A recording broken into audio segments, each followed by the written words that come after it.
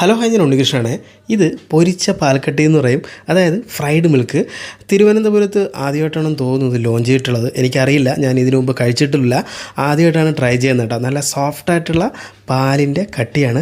ഇതുണ്ടാക്കുന്നത് വെളിച്ചെണ്ണയിലാണ്. ചെറിയ രീതിയിലൊന്ന് ഫ്രൈ ചെയ്തെടുക്കത്തുള്ളൂ, അല്ലെങ്കിൽ അത് കരിഞ്ഞു പോവും. അത്രയ്ക്ക് സോഫ്റ്റായിട്ടുള്ള ഒരു പാൽക്കട്ടിയാണിത്.